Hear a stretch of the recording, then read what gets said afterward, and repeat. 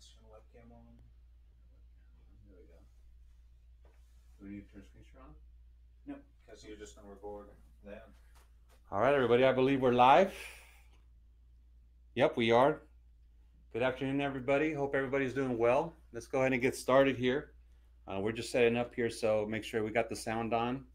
I'm not going to be able to communicate with you guys. I'll have my partner here if we need to get some chat going and make sure everybody can see me well. But good afternoon. My name is Carlos Salgado, and I'm an entrepreneur. I've been working in financial services now, wow, almost 13 years. Started my own company in this industry back in July 2011, and been doing this for a long time now. And today I'm not going to hit you with so much strategy or what's the best investment. I want to really just get you an overall, because we're going to talk some strategy. We're going to mostly talk a lot psychology. And I've met literally with thousands of people here in the San Diego area, which is where I'm from, which is where my business operates. And the biggest thing that I see with people is not really understanding the bigger picture of what's happening with money. And so I titled this webinar appropriately is what the 2% know that the 90% don't know. And I really want to break that down for you because I don't care where you're at in the spectrum of money. Because right now we're at a time in 2018 where I have met a lot of people that make good money, but they have no time. And then on the flip side of that, I meet a lot of people that have a lot of time, but they have no money. And so the answer or the questions we want to ask ourselves now is how do I get time and money together so that I can really control the quality of my life? And for that, you got to have the education. And what you're going to learn today, I promise you, they're not teaching in school. My background is military. I was in the Marine Corps for 15 years and I never went to college. So that was never my avenue. But for the longest time, I thought that if you went and got higher learning, that they actually taught this in school for many years. And it turns out they don't teach anything about how money really works in school. And how important is money? How important is financial education to your overall well being, to your overall quality of life? It is absolutely vital. So this stuff that I'm going to share with you today, it's you need to really understand it. Now I'm going to go into a very general. This is going to be more of a macro view today, but I believe it's going to be really valuable on what's really going on right now. What's really going on in terms of money, and why is this important to me? Why is it important to my own well-being, my family, my future, my planning? It's extremely important. So I'm going to go ahead and get into it. I'm confident that by the end of this webinar, you're going to get a ton of value. And hopefully my outcome is that this is going to be enlightening, that you're going to be like, wow, this is really true. So let's go ahead and break it down. Okay, guys? So I want to start off, I got this little T here. I'm going to go old school, just the whiteboard. And I want to start off right now with just 98%, right? And right now, 98% of our society makes under $250,000 a year. Now that used to be 100,000, but because of inflation, the new 100,000 actually 250,000. Because if you're making 100,000 here in California, you're middle class, right? I think we all know that it's not a lot of money these days. So 98% of people fall under that income bracket. So the question I want to start off with you is I'm talking for everyday working class people, 9 to 5, work hard, overtime if possible. Where do most people, if they save money, where do most people save it at? What types of accounts?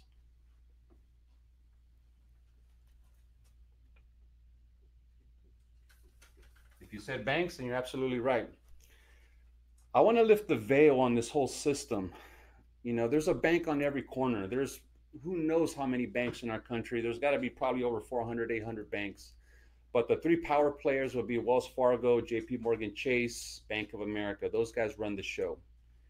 They're on every corner, and banks included. Matter of fact, if you go to any downtown in the country, any major metropolis, if you ever want to know what a society values, pay attention to the buildings that it builds. If you go to our downtown here in San Diego in the Gaslamp Quarter, you look at these beautiful downtown buildings that we have, you're pretty sure you're going to find a bank name tattooed on the top of them. That's a sign of power. That's a sign of prestige. They're on every corner, but we never really question why. Why do we put all our money in these institutions? And I ask people this, why, what does the bank do for you that you couldn't do for yourself? A lot of people can't answer that question. So let's talk about that. So we got banks around every corner, right? So what kind of accounts do we have in banks? We have checking accounts. What do you earn in a checking account in terms of interest on your money? You earn nothing, okay? Sometimes you actually have to pay for a checking account. Now, some of you may earn something depending on the amount of money you have in there, depending on the deal you have with your bank, but it's still peanuts. So we earn nothing. We also have savings accounts. What does a savings account pay you in terms of interest? National average right now, you're looking at about 0.02%. You're looking at 2 cents for every $100 you got in there. A lot of money, right? You also have other vehicles like money markets, CDs, and right now we're still in a very much low interest environment. So you're lucky right now if you're earning maybe 1% in a CD or a money market type vehicle. And there are trillions of dollars in these vehicles, right? That's why they're on every corner, because they want your money. So what we're really starting to question now in our society is this whole concept. This is you, right? This is you, me, and everybody. We trade this. This is an hour of our time for this artificial number, whatever that means, right? So whatever you're getting paid per hour. That is where this paradigm right here, trading time for money, is dying a very slow and miserable, torturous death right now. So the question I have for you is the cost of living, is it going up or down right now? What do you think? The answer is true if you said it's going up. The cost of living, as we know, inflation is kind of close to 4%. Now, I grew up very low middle class here on border town here, San Isidro here near Tijuana, San Diego. I am the product of immigrants. My mom is from Tijuana, Mexico. My dad is from Puerto Rico. They never got this education. I grew up very humbly, right? Blue collar, work hard. They never knew about money or investing, which is why I never learned about it either. For the longest time, my parents rented. They worked hard for everything they have, and all they ever taught me about money was save. Go save it, save it, save it, save it. And that's still being pushed to this day, saving money. Now, that's something that most people still don't do. Now, when my parents came to this country in the mid 70s, they bought a house here in San Diego in Lemon Grove, which is not too far from here, central San Diego. And what they paid for that house, they paid about $60,000. Now, that's very possible to do with no formal education, right? Back then, you can get a job quite easily, and they were able to support themselves and raise a family. Now, if they were to come to this country now in 2018, could they go buy a house that simply? The answer is absolutely no, because that $55,000 house is now worth $550,000. So the cost of living is dramatically high. So we're now living in an era where what used to be the safe route to go has now become the new risky, right? Because the cost of living is so high. And so we're living in a time of total financial shift. A total economic shift is taking place. And the reason why so many people are struggling is because there's a lot of people waking up now wishing that things would go back to the way they used to be, and they never will. Okay, so it's important you understand that. And so the cost of living is higher than it's ever been. So my point is that if the cost of living is close to 4%, and people say if they save money, where do they put it at? They put it right here in a savings account. It's just simple math at this point. So if I'm earning 0.02% in a savings account and the cost of living is 4, my money is being devalued, meaning I'm losing money. Does that make sense? So that's what's happening to so many people. We're working harder than we ever have for our paycheck. Overtime. I know people that work 50, 60 hours a week, but are we any closer to our financial goals? The answer is no, because the cost of living is eating up our money. So my point is, you can trade more time to get as much money as you can, but you cannot trade enough time for this artificial number you're getting per hour to keep up with this cost of living. That's what I'm trying to tell you.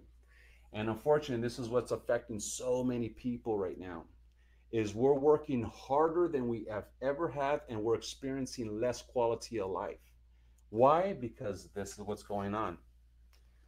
You know, and bring it back now, we have the millennial generation, which is graduating college. We have an epidemic of student loan debt here in my office. I can't tell you how many people I've met in their mid to late 20s who are just riddled down with student loan debt from $50 to $100,000. And we're really starting to wonder, how valuable is a college education? Now, I'm all for education. I'm just now for the right education.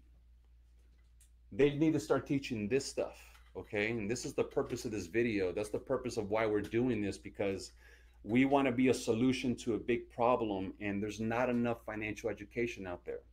And I hope you would agree with that. Do you agree that there's a lack of financial education out there? Absolutely.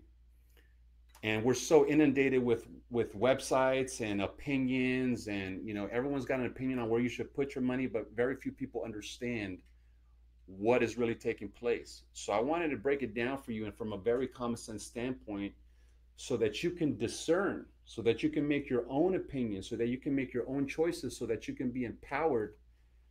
Because I'm telling you, I never learned any of this stuff in school. And granted, I didn't go to college. And for people that I met that even graduated with finance degrees, they're not even really understand this stuff either. So you're getting it right now, because I hope you really can grasp it and make the right choices so that you can put yourself or your family in a better financial place. So let's talk about the flip side of the coin, right? The top 2% makes $250,000 or more, okay? This industry, financial services, has been around for eons, right? But depending on what side of the fence you grew up on, means were you catered to by this industry. So have you ever heard of companies like Merrill Lynch, Morgan Stanley, Charles Schwab, Edward Jones? There's so many. And they're great companies. I'm not taking away from these companies, but they never came to my house. Okay, my family, my dad never got a call from a broker to say, hey, you know, it's about that time. I'm going to go talk about my investments and my future. And the reason he never got that call, because he did not make this kind of money. So the industry is going to cater to the side that they're looking for at least a minimum of $250,000 of investable assets. And if you make that kind of money, then you get the class, you get catered to, you get the education, you get to know how to invest. But for most people, they never get that class. Why? Because they don't make that kind of money. So what's really going on over here, right? So these companies, they focus on this market. Why? Because that's where the money is. And they teach these people how to invest in stocks, bonds, mutual funds, which are pretty much a combination of stocks and bonds and other things.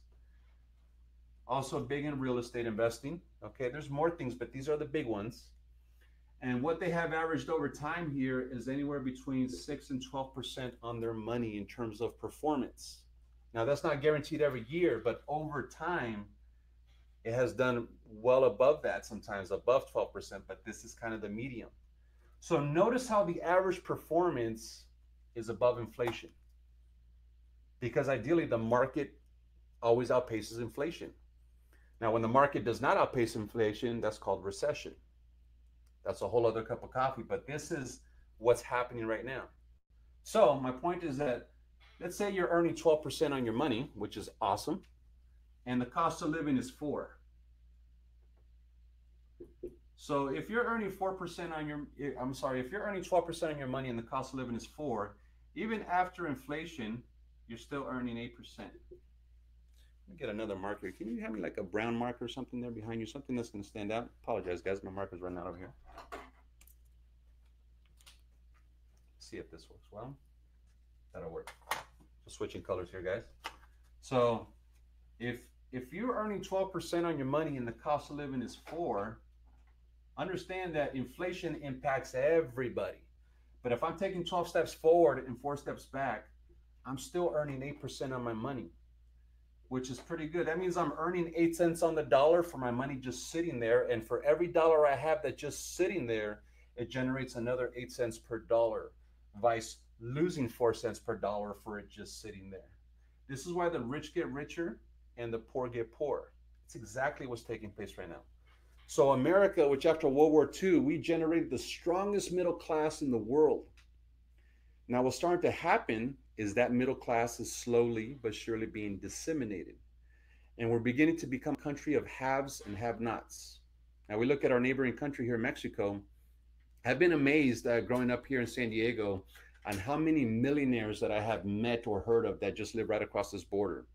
Now, when you cross the border in TJ, you would never even think that because of how much poverty exists. My point is that the middle class is completely disseminated, that there is no middle class. You're either a have or a have not. And that's really important. So my passion is, I believe that a middle class is the bridge, right? So if I could put it in a picture, so if we have lower class and we have upper class, then the middle class represents the bridge. And why is the bridge important? Because if you knock out the bridge, we no longer have access. And what makes America great is that you can start here with nothing, and through desire and hard work, you can go out there and become where you want to be financially. This is still the greatest country in the world. It's just has changed form, meaning what used to be safe has now become the new risky. And what used to be considered risky has now become the new safe. Meaning that this used to be luxury knowledge for people that really valued money and were investors. Now it is absolute necessity. If you don't understand how money works, you're not going to get yourself where you want to be. Why? Because this is no longer working. So what does this mean? Because people say, well, how am I losing money, Carlo? Granted, I know I'm not making a lot of money, but I have $1,000 in my savings account. I've never lost a dime. I say, you're not losing it like a stock market crash where you log in tomorrow and instead of having 1,000, there's now 700 and you lost $300. You would still have $1,000, but how did I lose the money? You lost it because your money no longer has buying power. And how so? It's the invisible expense. When you go to the grocery store and you need to buy groceries, the cost of milk, bread, and eggs went up in price. The cost of gasoline went up in price. Rents are going up. Your landlord raised your rent. Real estate is going up. So all our necessities for us to have a good quality of life, those prices are going up. But your money that you're trading time for is not keeping up with that rising cost. So we're working harder, but and experiencing less. Now, they're on every corner, right? They're the biggest buildings in downtown, wherever you live. How do banks make money?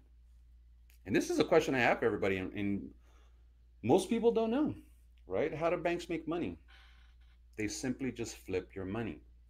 A bank would cease to have the power it has if it cannot leverage, right? So they take your money and they purposely pay you these low interest rates, which are nothing, and they just loan it right back to you in the form of a loan, whether it's a personal loan, a credit card, car loan, home mortgages, all that stuff. They just loan your money back to you at a higher interest rate, and now you're paying it back with interest. And that's the whole game right now. If you are in a position where you're just stuck paying interest every month, that's like the most formal contemporary slavery that exists. It's real, okay? And this is why this stuff is important to know, because knowledge is power. But knowledge is only power when you apply it. You have to apply these things. And that's why we're so passionate about giving this information out there, because it needs to be taught. Now, again, top 2%, they're making this kind of money. And notice these are realistic numbers, guys. This is absolutely true. 90% and 2%.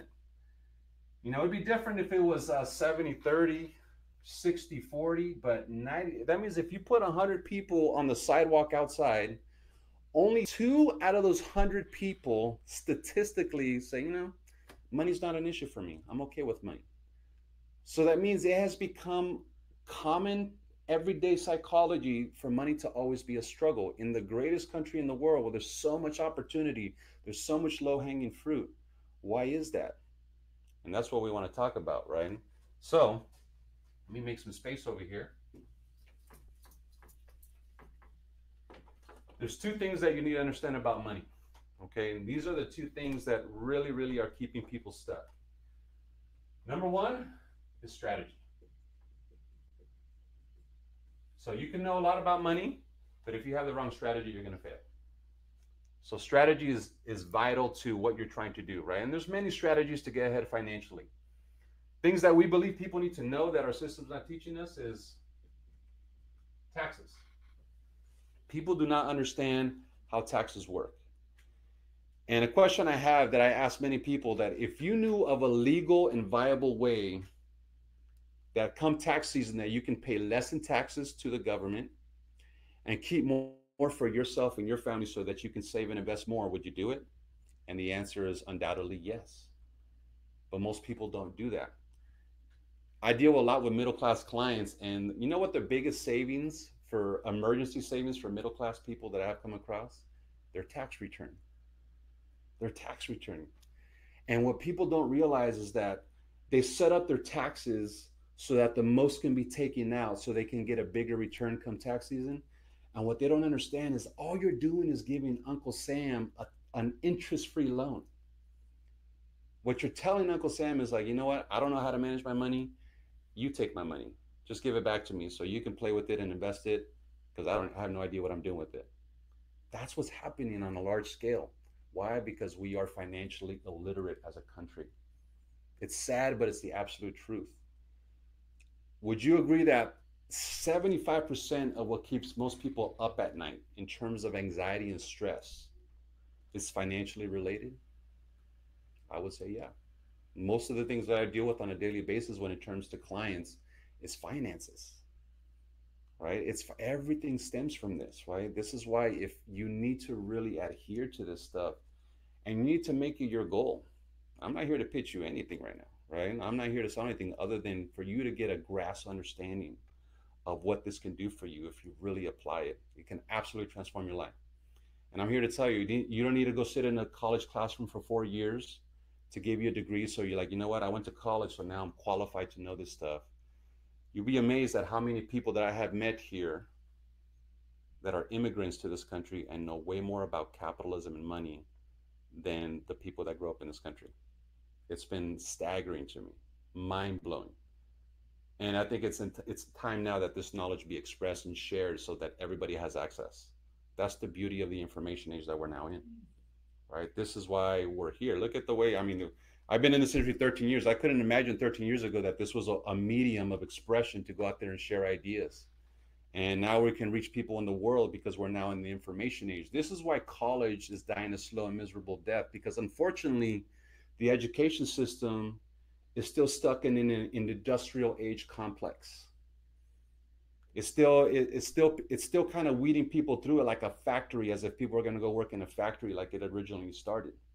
And if you do your research, you know that the college system was set up to recruit people to work in the factories, right? Think about the way our system is set up. We're being trained, we're being wired to follow orders, right? All I heard my whole life is go to school, get a good education, get a degree, so you can go get a good what?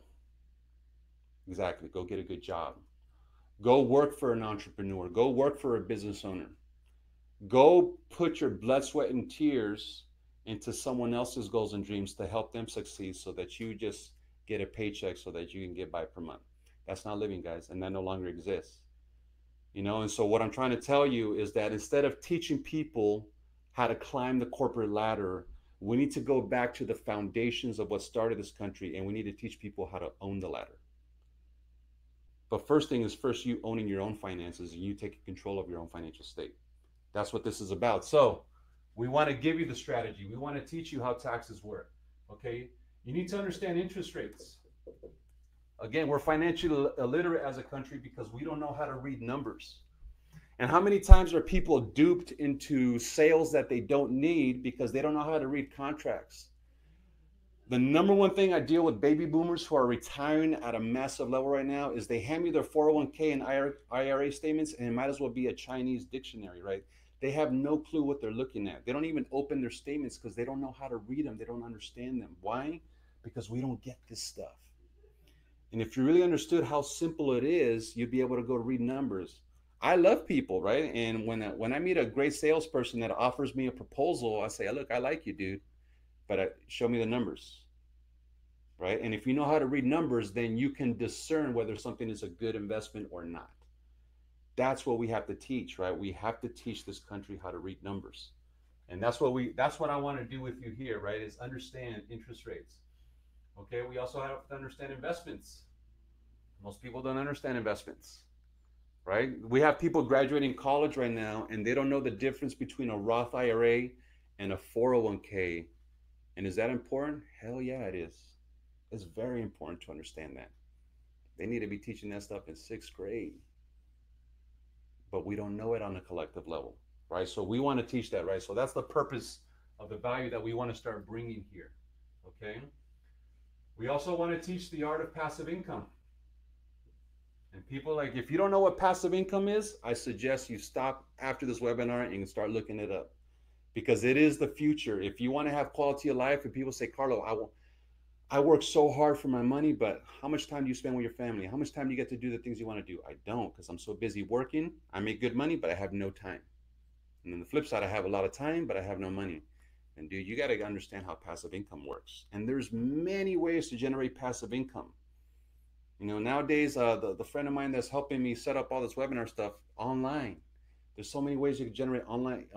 You can start an online business. Okay, you can go into real estate investing. You can start a company. There's so many ways to start learning how to get passive income. And passive income is that whole make money while you sleep. And if you really understood the power of passive income, you'd really, right, get off your ass to go learn it, because you realize how important it really is to modern day society. Because here's the truth about money, right? And this is beyond the glam and glitz of what money gives you. As an entrepreneur, I don't like selling what money gives you, the cars, the trips, the jewelry. That's not my forte. Look, because you can lose money. I think many of us have lost money, but you can get money back, but you do not get back time. Time is the most valuable currency that we all have. And not you, me, or anybody knows how much of it we have left on this place. And so the question I have for you, that if money was not an issue, how would you be investing your time? Would you be doing what you're doing now? Now, I'm learning a lot from baby boomers who are near retirement, who just been waking up to the fact that what I've been doing for the last 20 years is not what I've ever wanted to do. And I'm like, wow. Like that's really an awake. That's a huge dose of psychological coffee, right? I'm like, wow, right? And that's the last thing I want. I don't want to be 65 and be like, well, now I can finally travel and live my life. Nah, life is too short.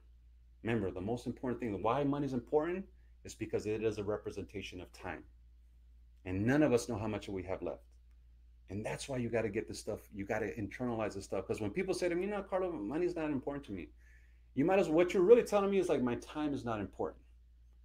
So when people say money's not important to me, I'm like, so what you're telling me is, if money were not an issue, would you be doing what you're doing now? No, then don't tell me money's not important, because you're doing something you don't want to do for money. So money is very important. It is absolutely vital. So you need to start changing that, which we'll get into that. And the biggest thing that we want to teach is capitalism. It's funny how we as Americans, we grow up in this country through our education system. I grew up here. I probably learned that word on a history exam in comparison to what is socialism and communism. But we don't teach capitalism in this country. And it's funny, you know who knows capitalism the most? Immigrants. You know, that's why they come here. That's why immigrants come to this country, because of capitalism, because of the free enterprise system. And most people are like, I don't know what capitalism is, right? It is the law of supply and demand, right? And if you don't understand that, you got to understand it, right? And it is about adding value. You know, so a very simple example, if I'm craving a Subway sandwich and I go to a plaza on one of these street corners here and I see a Jersey Mike's, a Quiznos, or a Subway, and I have a dilemma, I'm like, which one do I want? The one I choose is based on capitalism, because the one I feel is going to give me the most value. We practice capitalism every day. If you bought something today and as soon as you paid for it, there was a thank you, you just practice trade. That's capitalism, right? And it's important to understand capitalism, right? Because if you understand how capitalism works, then you can get in the way and have money start flowing to you. And so we live in a country of great opportunity. But most people, everyone's like, Carlo, I need to make more money. I need more money. The better question to ask is, how do I solve more problems? If you solve more problems, you will make more money because people pay in this country to have their problems solved. How many times have you pulled out your debit card in the last 7 to 10 days because of something that was a challenge or a problem that you needed to solve? And the solution was why you paid for it. That was the enterprise. That's what they profit for. So instead of saying, how do I make more money? Saying, how can I solve more problems? And I'm doing it through this stage because right now, this is one of the biggest problems around. I'm 39 years old and I feel pretty kind of old, in terms of that. I know some millennials here. We have some millennials in the company. But to baby boomers, I'm still a baby and I understand that. In my industry, the average age right now is 59 years old. They're retiring by the droves, but yet we have the biggest demand for financial education there has ever been. Why? Because of the baby boomers. Right now, we have 10,000 baby boomers turning 65 every day, and will be so probably for the next 20 plus years. And many of them, if you look at the average assets that a baby boomer in middle class America has, $50,000 to $100,000. How far is that going to get you? So most people did not plan. There's so many people right now that, you know what the number one retirement plan for many people retiring right now? Unfortunately, it's the truth. Social Security. You might as well call it social insecurity. The average right now in California is $1,200 per month. And $1,200 per month, if that's all you have to your name, doesn't even get you rent in the hood here. Which is why you see so many people that are going to be working in their 60s and 70s. They're spending their golden years in the golden arches. They're working in fast food. They're working in retail. They're working at Walmart. Why? Because they're not prepared to retire. And that's important, right? And I don't want to be like that, and you don't either. And if you are in that position, there is hope for you still, but you have to make different choices. First things first is you have to start internalizing this content, right? So capitalism is important. You need to understand how capitalism works. It is the law of supply and demand. You got to understand it. So number one is strategy. Number two, this is my favorite because this is the biggest reason what's keeping people from going from here to here is psychology. Psychology is why most people struggle. It's always puzzled me is, have you ever met people that they know a lot about money?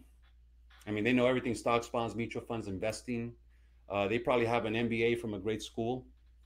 They did all the things that you feel like based on accomplishments that's successful, but it doesn't show up in the results. Like, how is it that you can be so smart and have all these accolades and accomplishments, but get results as if you're so stupid? And it's not that they're stupid. It's just that they have adopted, they have some programs in here that just they got to get rid of. And that's where psychology comes in. Your attitudes, your habits, and beliefs about money are hurting you. Now, I didn't know that I didn't know this for years, right? There's a great book I recommend called Secrets of the Millionaire Mind by T. Harv Eker, which is basically just a great book on psychology. Same with Rich Dad, Poor Dad, all the Kiyosaki books. He really breaks down psychology, and that's what's really holding most people back. And I'm going to prove it to you right now. But it is psychology that is hindering progress for most people. Now, my story, I grew up in an environment where I probably heard the term, we can't afford it, we can't afford it, we can't afford it now. A belief, if you break down a belief, it's nothing more than a repeated thought. Now, once you say something enough times, it goes from conscious to subconscious and it becomes true. Whether it's true or not, it becomes true for you. So if you are someone that always says, I can't afford it, if you are someone that says, I'll never be rich, all you're doing is you're just perpetuating that same reality. So we got to work on your thinking. Most people have stinking thinking. And so we got to work on that psychology, because all that separating these two worlds has nothing to do with the intellect. It has everything to do mostly with psychology. So my point is, on this side, if you grew up on this side like I did, you learned to work for money. That was the philosophy and psychology that was poured into you. If you want to make more money, you got to work hard for money. Okay, take overtime, be the first one to show, last one to leave, work hard. And I believe in working hard. It is noble. But I know a lot of people that are working hard that have no quality of life. They're still broke. So obviously we know that working hard is not enough. That is psychology, right? Working hard for money is a paradigm that we bought into. Now, on this side, they don't believe in working hard for money. Well, what do? This side believes in making money work hard for them. That is a primary difference in psychology. Make my money work hard for me or work hard for money. Now, money works 24 hours a day, 7 days a week. You could only maybe work a 12-hour day, and you need the body needs rest. So isn't it important to make sure that you understand how to make money work for you?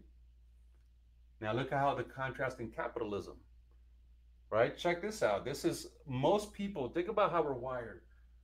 Most people on this side, we are wired to pay interest. Wired. You know, have a friend who come to me and check out my new car. That's a nice car, man. Yeah, I got a great interest rate on that car. Right? We finance everything in our society. And we don't realize that when we finance things, we really don't own it. We're just become enslaved by it. And that's what's really happening because we are wired psychologically on this side to pay interest. Over here, they are wired to earn it.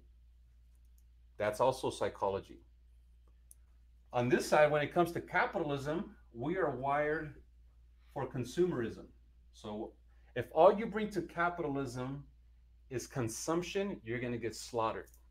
You're going to get chewed up and spit out because if all you know is I trade time for money, and then the money that I get for the time I trade, I go and I buy things. And who do you buy it from? From this side over here. These are the producers of our society. And producers produce what consumers consume. There's people in a room right now, just like this, using a whiteboard, that are on this side that are just putting ideas on the wall on what to sell to these guys. And we're so busy working over here that we just want to go buy what these guys make. And so that's where America is right now. I always probably say the world, but what I see here in this country is we all want to look the part of what these guys have, but we're broke. As that saying goes, we all want to keep up with the Joneses, but what we don't realize is that the Joneses are broke. So something's got to give. So that's where we start talking about assets and liabilities. Where are you putting your money at? Right? Is that able to see? I think it might be cutting out a little bit. I'll put it right here. So right here, the 98% mostly puts their money in liabilities. You know, meaning we work so hard, and I definitely did this in the early on years of my 20s, is I would go on a deployment through the Marine Corps, and I would come back with $15,000 to $20,000 in my savings, which is more money than I ever saved, because when I was deployed, I was in no position to spend that money. Otherwise, I probably would have. But I would come back with $15,000 to $20,000 in my savings account, feeling fired up. And what's the first thing I did? I go buy a brand new whip, right? Right off the lot. And if you go to any military base, and I'm calling a lot of you military guys out here, especially Marines, you think CEOs live in the, you know, based on the parking lot, you're like, wow, man, look at the CEOs live here. You always got a brand new car. You know, I've met so many people, they're making, you know, $2,000 a month with the $700 to $800 car payment, which is ridiculous, right? Because we want to look the part, right? We want to have a nice whip. But what we're doing is as soon as you buy that car, as soon as you drive it off the lot, it's already worth less. It's already depreciating. We want to do what these guys do is, rich people are not here for money, guys. They're here for assets. Assets, right? You want to live a moderate lifestyle, and you want to take extra money that you have and invest it in things that will be worth more. That's why people get into real estate, because I know over time real estate will go up. That's why people do real estate investing, especially if you're in rental income. An example of a rental income investment is like, you know what? I'm going to go buy that property right there. And let's say that property, I feel once I fix it up, do a little tweaks, I can rent it out for $2,000. So I'm going to go use the bank's money, and it's going to generate me, I'm liable for a $1,500 per month mortgage with taxes and insurance. That's on me. But I'm going to rent it for $2,000. So the tenant pays me $2,000. Out of that $2,000, I take $1,500. I pay the bank back their money, and I put $500 in my pocket. That is an asset, right? That is how the game is played. And there's people that requires no specialized degree. That requires a little bit of common sense and understanding capitalism, understanding passive income, and go out there. And how many times can you duplicate that? Infinitely, as much as you're willing to grow. That's what this is about, right? So this is what we're trying to do here is we have to start teaching this psychology here. Okay, this is why we're about here. This is the purpose of this webinar. And in kind of closing here, right, we're almost kind of wrapping up here. I hope you're getting a ton of value. I hope you got a ton of value from this. Was this valuable? And I hope it was. As I'm really passionate about this stuff, as you can tell. It's the future. The future's now. Quit waiting, quit procrastinating for your future. Do something about it. And it has to do with money. Now, here's my call to action, so to speak, so you really understand where do we go from here. First thing is if you got a lot of value from this, right? If this was something like, wow, this was something that really struck home with me and I want to know, how do I change my situation? I don't know. I want some feedback from you. I want to know what you're going through. Everybody's situation is different. We're here to help, right? Our value point is what we do. What we do here is we show people how to go from here to here through education. There's many ways to do it, but we want to educate you. Education is very, very powerful. So that's what we do here, right? That's what I do. We're going to help you go from here to here through means of education. And what we offer is we can get you from here to here. And depending on your time frame, we're going to put a plan, a complementary strategy to get you from here to here over the next 10 to 30 years. Now, you may be wondering, how do we go about doing that? That's a whole different, that's going to be a whole different video. But I want feedback from you. If you got value from this and you're like, you know what, that really speaks to me. I want to know I need the right strategy, Carlo. I need the right psychology. I need to go from here to here. I need an education. I need a financial plan. We can help you do that. And mind you, it's complimentary. It is. And I'll break that down for you. But first, I want your feedback. So on the feedback, there's a link below. Go ahead and click on it. And I want you to answer those questions as thorough as possible. And from there, we can decide from there if we can get in touch together. And let's see if getting together even makes sense. Okay, we can do it on a webinar. We can do it on a phone call. Whatever it means for you, we're here to help. And the other thing I want to know is if you got value from this, and this was really important for you, this really struck a chord with you, would this merit a nice 10 to 15 minute phone call? And if so, go ahead and reach out to us, right? Go ahead and put your information below, put it in the chat box, and we'll go ahead and get in touch with you. And from there, we can determine if it makes sense for us even to get together, okay? So with that being said, I really appreciate you guys' time on here. I hope you got a ton of value. Now you really see, and this is macro, okay? As we meet, we're gonna go into the micro, but this is a macro point of view, what's really taking place right now. And this is what it is, guys, right? And everybody needs a plan. Nobody plans to fail. It's just people fail to plan. That's all that is. So I appreciate your quality time. I look forward to building a personal relationship with you. And you can count on me to be producing more quality content like this for your learning benefit, totally complimentary. I appreciate you guys. We'll go ahead and wrap it up. Have a great day. Talk to you soon.